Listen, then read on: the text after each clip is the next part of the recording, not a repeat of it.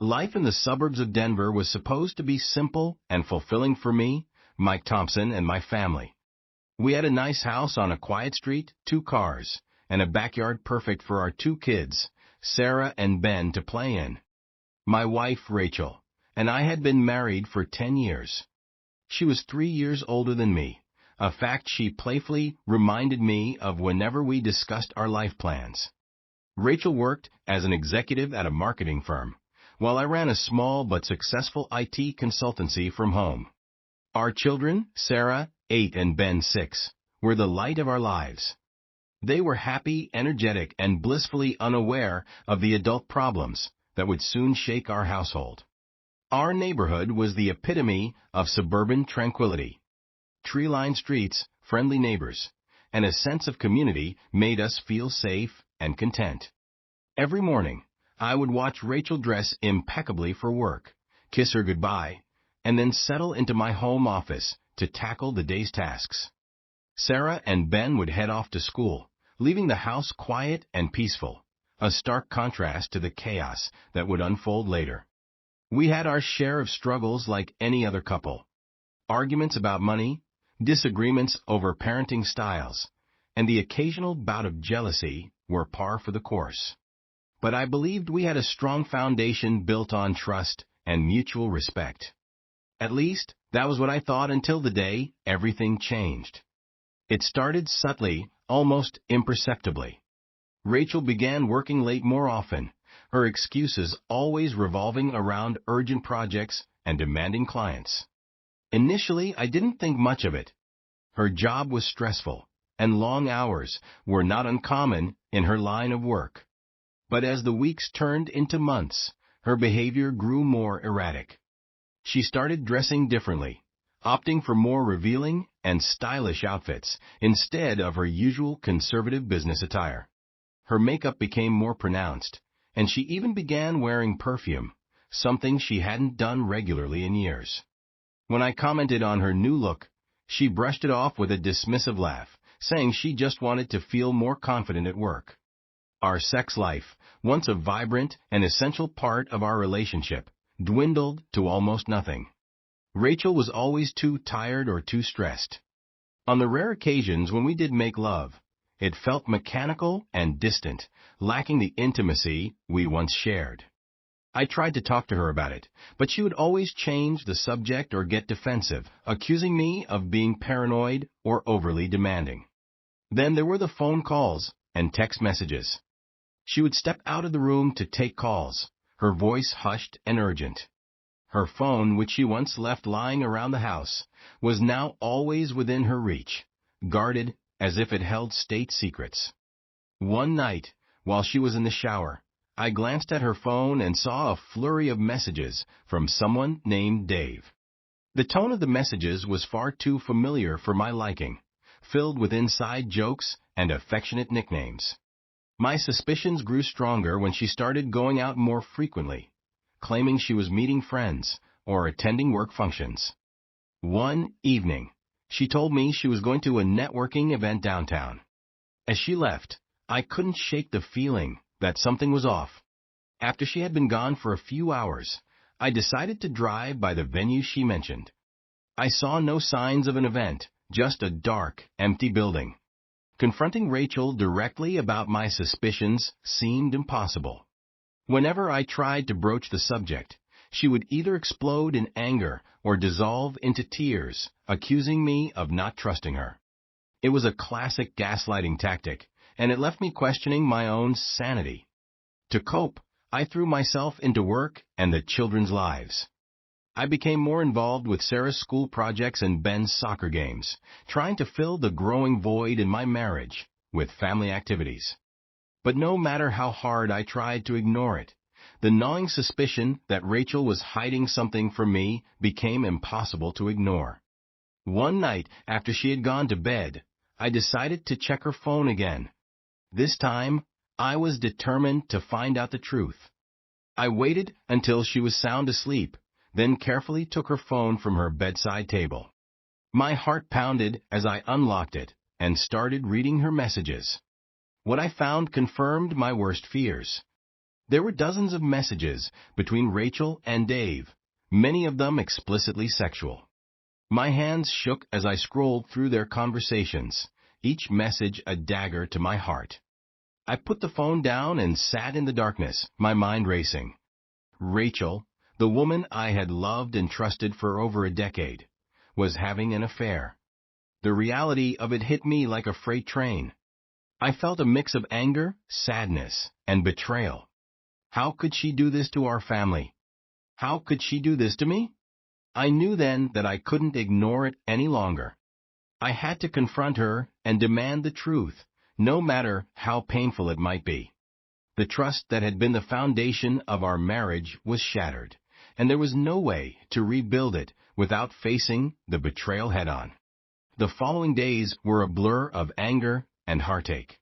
Every interaction with Rachel felt like a cruel reminder of the betrayal she was hiding. I continued to gather evidence, determined to confront her with undeniable proof.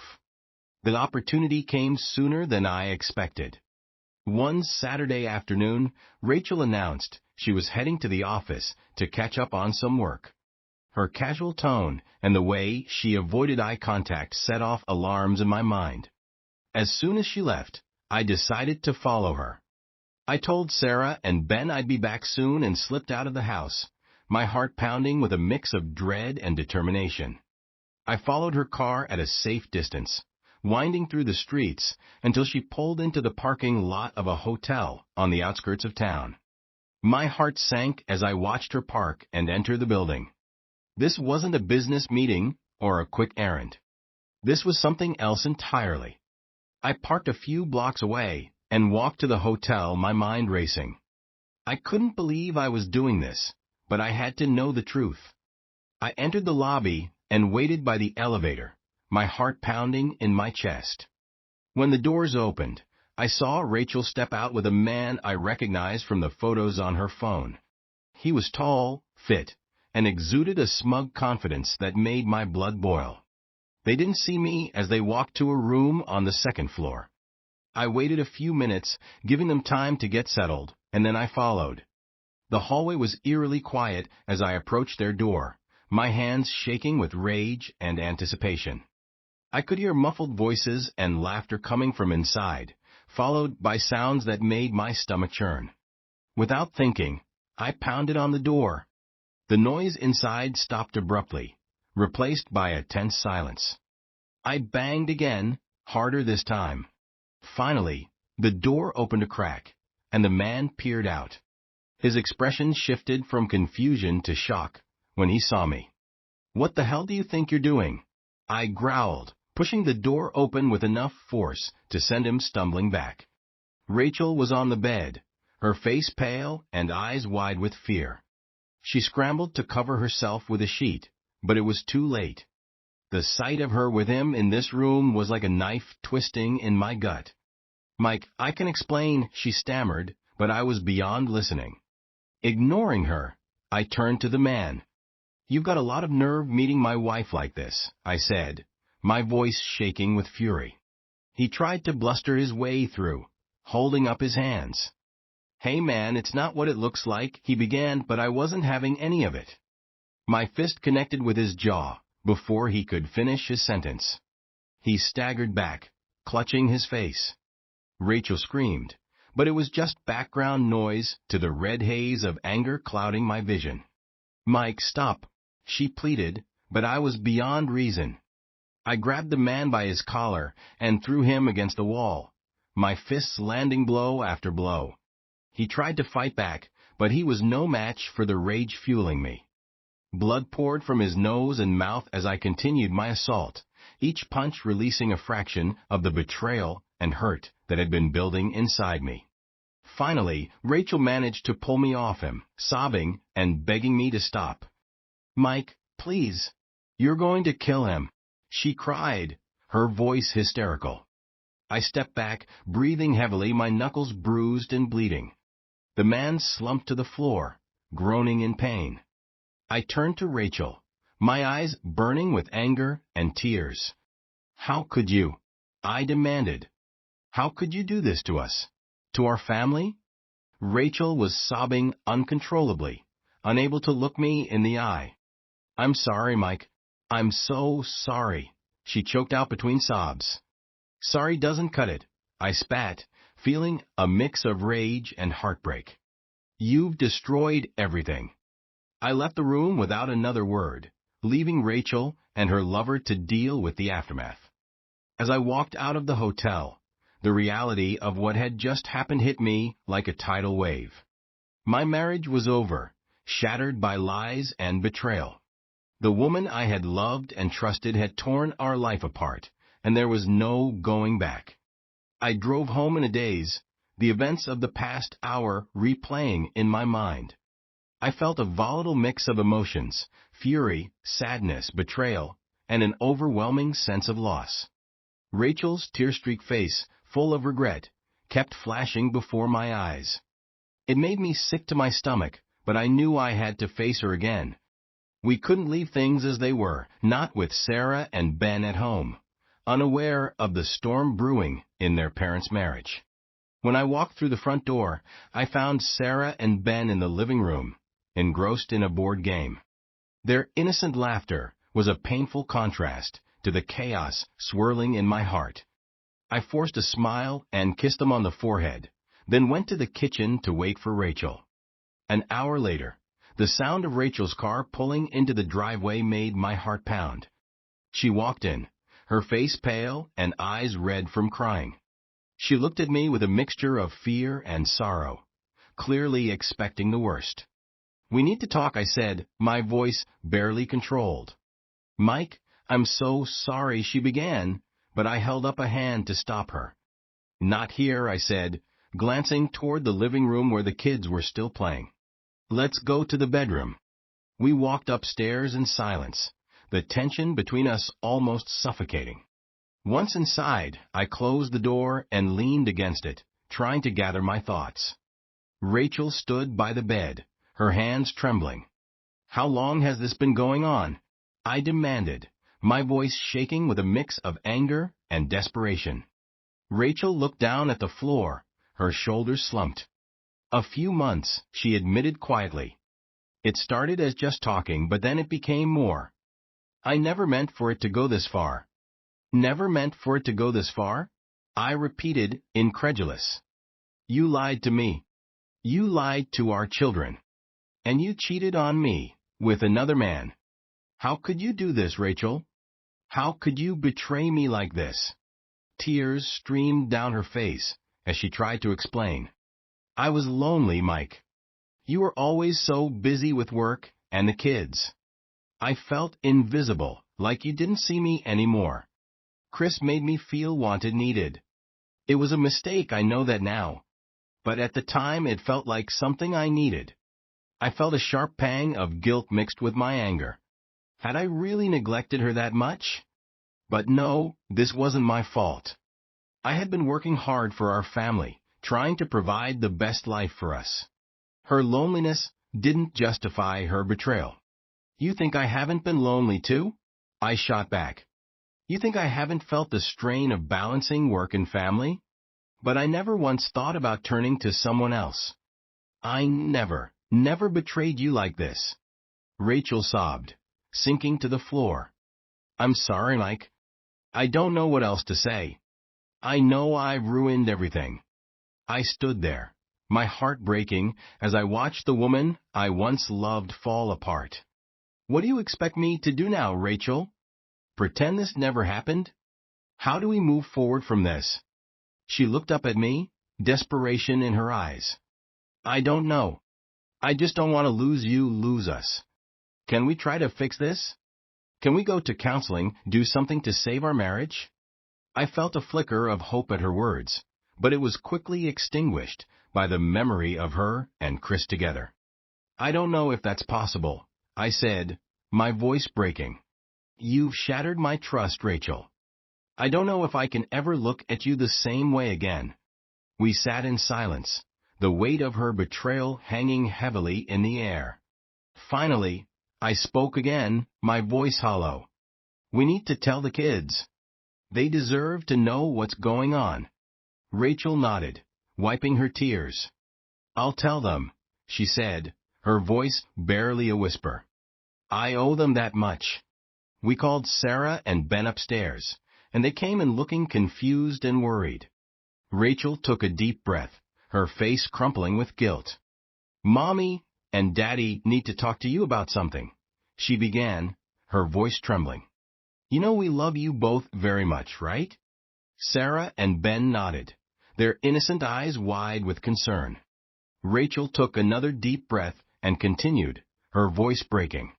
Mommy made a big mistake, and it's hurt Daddy and our family. I did something I shouldn't have, and now we need to figure out how to fix things.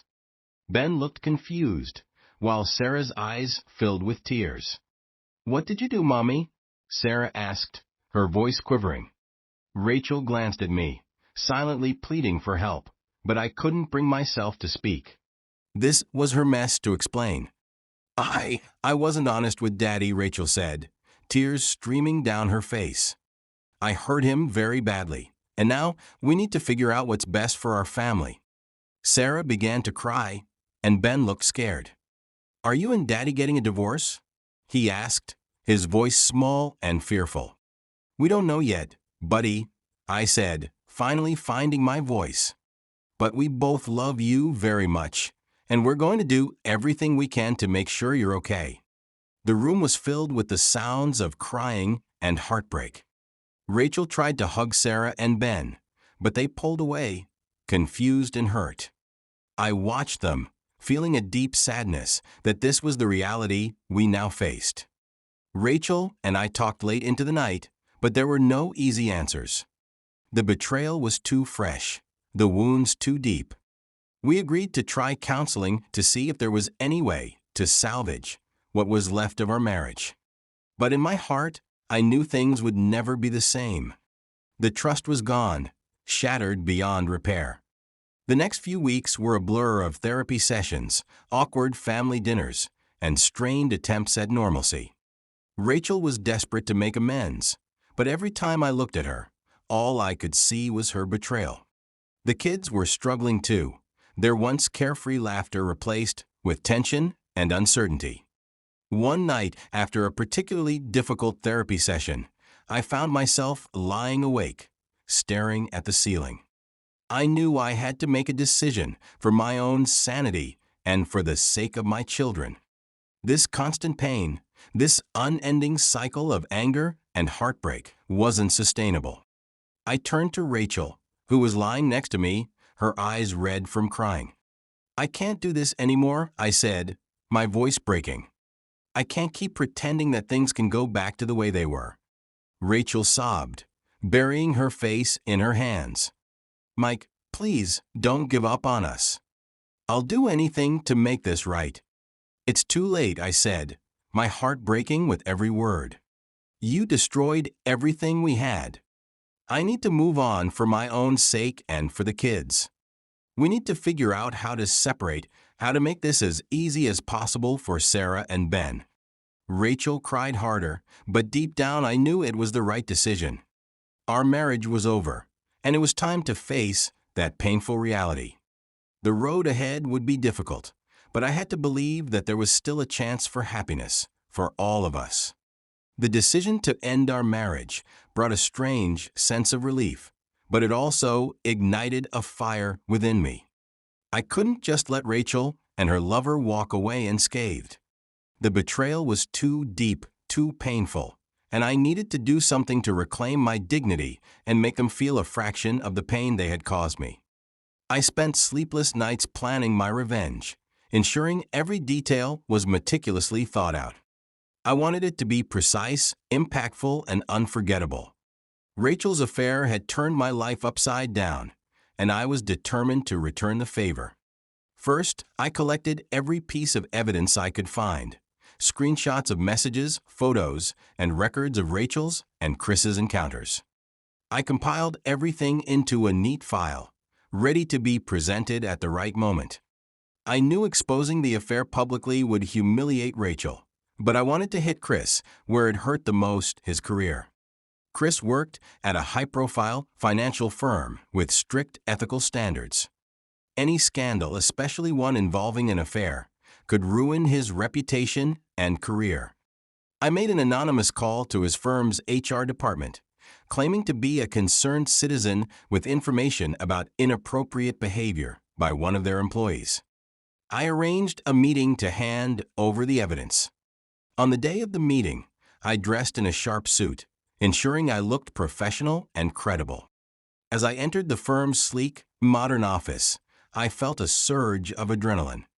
The HR manager, a stern-looking woman in her 40s, greeted me and led me to a private conference room. "Thank you for coming," she said, her voice formal and composed. "You mentioned you have information regarding one of our employees, Chris Thompson." "Yes," I replied, placing the file on the table. "I have evidence that Mr. Thompson has been engaging in an extramarital affair with my wife, Rachel. This behavior is not only unethical, but also damaging to the firm's reputation." The HR manager's eyes widened as she opened the file and began reviewing the contents. Her expression hardened as she read through the messages and viewed the photos. "This is serious," she said, looking up at me. "We will conduct a thorough investigation. Thank you for bringing this to our attention." I left the office feeling a sense of grim satisfaction. Chris's world was about to crumble, and there was no escaping the consequences of his actions. But I wasn't done yet. I had one more plan to execute, one that would strike at Rachel's heart. I arranged for a family meeting, inviting both Rachel's and my parents to our home. Rachel was confused and anxious, sensing something was amiss. Sarah and Ben, unaware of the impending storm, played quietly in their rooms. When everyone had arrived, I stood in the living room facing Rachel and our parents. "Thank you all for coming," I began, my voice steady. "There's something important I need to share." Rachel's face turned pale as she realized what was about to happen. "Mike, please don't do this," she whispered, tears welling up in her eyes. Ignoring her, I continued. "For the past few months, Rachel has been having an affair with a man named Chris Thompson. I have evidence of their relationship, and I've already taken steps to expose it." Gasps and shocked expressions filled the room. Rachel's parents looked devastated, while my parents stared at Rachel with a mix of anger and disappointment. "How could you, Rachel?" her mother cried, tears streaming down her face. "How could you betray Mike and your family like this?" Rachel broke down, sobbing uncontrollably. "I'm so sorry," she choked out. "I made a terrible mistake. I don't know what else to say." I felt a pang of guilt, but pushed it aside. This was necessary. Rachel needed to face the consequences of her actions, and our families deserved to know the truth. "Rachel and I have decided to separate," I announced, my voice firm. "I'm filing for divorce, and we'll be working out the details of custody for Sarah and Ben." Rachel's father, usually a stoic man, shook his head in disbelief. "You've destroyed everything, Rachel," he said quietly. "I hope you understand the gravity of what you've done." The meeting ended in a tense, emotional silence. Rachel's parents left, taking her with them, while my parents stayed to offer their support. Sarah and Ben, sensing the tension, came downstairs and clung to me, their innocent faces filled with confusion and fear. "Is Mommy okay?" Sarah asked, her voice trembling. I hugged her tightly, trying to hold back my tears. "Mommy made a mistake, sweetie, but we're going to be okay. I promise." The days that followed were a whirlwind of legal proceedings and emotional upheaval.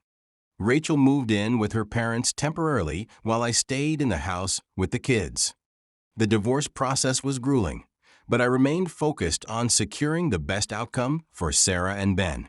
Rachel tried to reach out to me several times, begging for forgiveness and another chance, but the trust was shattered, and there was no going back. Each time she called or sent a message, I felt a mix of anger and sadness. How could she expect me to forgive her after everything she had done? As news of the affair spread through our social circles, the reactions were mixed. Some people offered their sympathy and support, while others gossiped and took sides. It was exhausting to navigate the social fallout, but I focused on my children and the future we were trying to rebuild. One evening, I received a call from Chris. His voice was strained, filled with desperation. "Mike, please, can we talk?" "There's nothing to talk about," I replied coldly.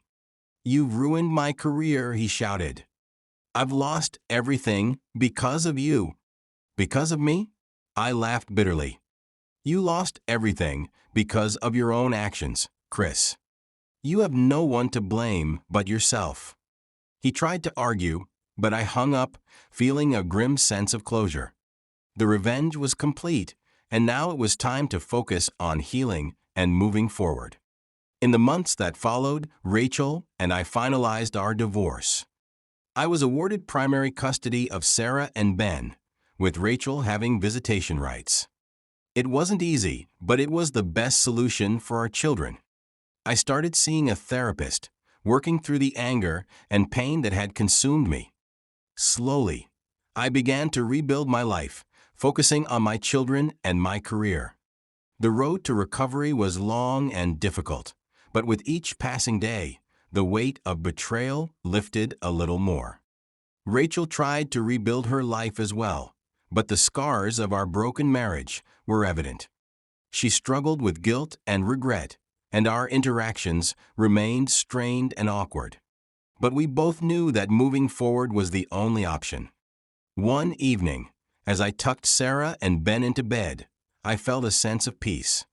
The journey had been painful and tumultuous, but we were surviving. My children's laughter and love were a testament to the resilience of the human spirit. As I stood in the doorway, watching them sleep, I whispered a silent promise to myself and to them. We would move forward, stronger and more united. No matter what challenges lay ahead, we would face them together. The past was behind us, and a new chapter was beginning, a chapter filled with hope, healing, and the unwavering strength of a father's love. Months turned into a year, and life began to settle into a new rhythm. The chaos and heartbreak of Rachel's betrayal slowly faded into the background as I focused on building a new life for myself and the kids.